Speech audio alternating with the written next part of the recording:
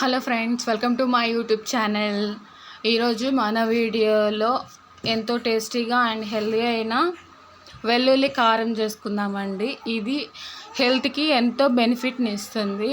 ముఖ్యంగా pregnant womens కావచ్చు లేదా డెలివరీ అయిన ఉమెన్స్కి చాలా ఉపయోగపడుతుంది అన్నమాట.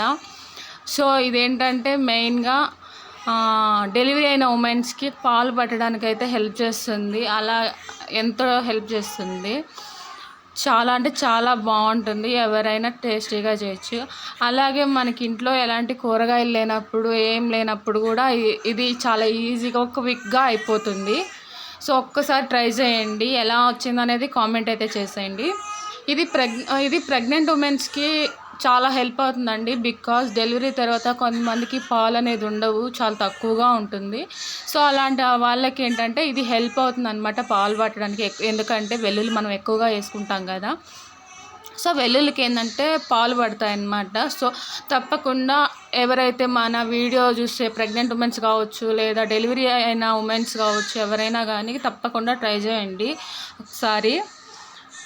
అండ్ ఇంకా రెసిపీ విషయానికి వచ్చేస్తే ఫస్ట్ మనం ఒక పెద్ద సైజు వెల్లుల్లిపాయ తీసుకొని దానికి ఉండే పొట్టు అన్నీ తీసుకోవాలండి. అలాగే 2 టేబుల్ స్పూన్ కారము, 1/2 టేబుల్ స్పూన్ సాల్ట్ తీసుకోవాలి. మీ టేస్ట్ తగినట్టు తీసుకోండి. అలాగే కొంచెం జీలకర్ర అనేది తీసుకోండి.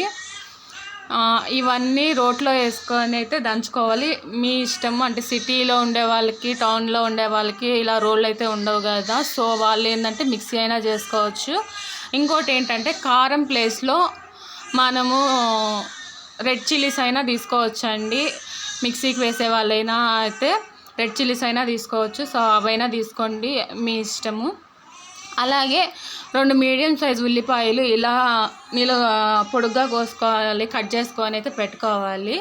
సో ఇవన్నీ దంచేసుకున్న తర్వాత ఆయిల్ హీట్ చేసుకొని 2 టేబుల్ స్పూన్ ఆయిల్ అయితే హీట్ చేసుకొని అందులో కొంచెం ఆవాలు, జీలకర్ర, అలాగే కొంచెం మినప్పప్పు, మీ దగ్గర ఉంటే కొంచెం శనగపప్పు కూడా వాడండి.